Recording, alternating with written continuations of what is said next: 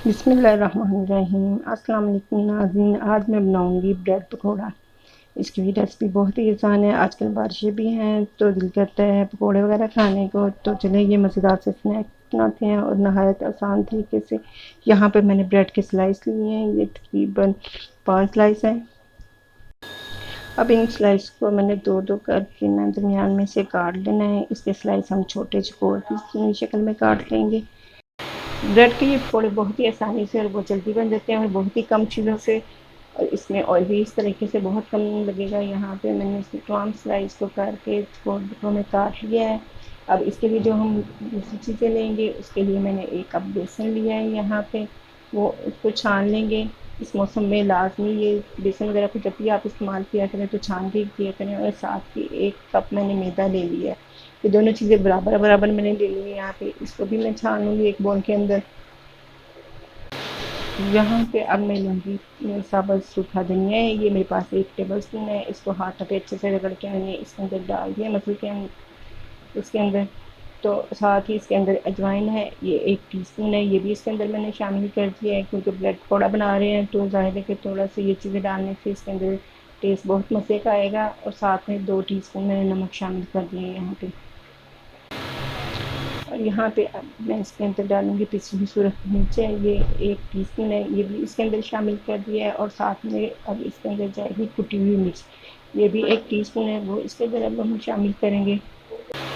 अब साथ ही इसके अंदर मैं शामिल कर दूँगी 1 अंडा है, उसको हम इसके अंदर शामिल करेंगे। इससे बड़ा अच्छा सा इसका मज़े की कोटिंग होगी। अंडा ऑप्शनल है, आप चाहें तो डाल सकते हैं, नहीं। अब मैं तमाम चीज़ों को यहाँ पे मिक्स कर लूँगी, थोड़ा सा पानी डाल के, थोड़ा-थोड़ा पानी डालेंगे, यहाँ पे एकदम से हम पानी नहीं डालेंगे। और यहाँ पे इसका अच्छा सा बैटर तैयार कर लेंगे। बैटर को हमने बहुत ज़्यादा पतला नहीं करना है और ना ही बहुत ज़्यादा गाढ़ा करना है। एक थिक सी सा स्मूथ सा हम इसका बैटर तैयार करेंगे।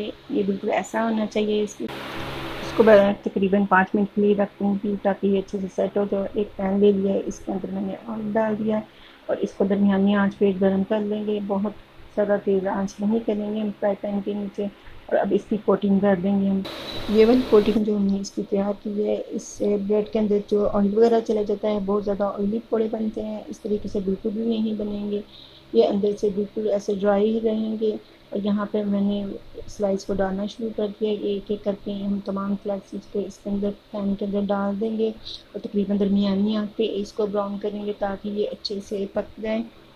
और गोल्डन कलर आने तक हम इसको हल्की आंच पे बनाएंगे। तकरीबन 3 से 4 मिनट के लिए एक साइड पकने में लगेगी इसको। और ये बड़े ज़बरदस्त से हमारे पकौड़े बन के तैयार हो रहे हैं यहाँ पे। तो नाज़रीन, इस बरसात में ये मज़ेदार से पकौड़े बनाएं और चाय के साथ मौसम का लुत्फ़ दुबाला करें। यकीनन नाज़रीन, आपको ये रेसिपी ज़रूर पसंद आएगी, आप ज़रूर ट्राई कीजिएगा। ये मज़ेदार से पकौड़े बरसात में बहुत ज़बरदस्त लगते हैं। नाज़रीन, अगर आप मेरे चैनल पे नए हैं तो प्लीज़ मेरे चैनल को सब्सक्राइब कर लें ताकि आप मेरी नई आने वाली वीडियो से आगाह रह सकें। लीजिए नाज़रीन, हमारे मज़ेदार से पकौड़े बन के तैयार हो चुके हैं। दुआ में याद रखिएगा। फिर मिलूँगी नई वीडियो के साथ। अल्लाह हाफ़िज़।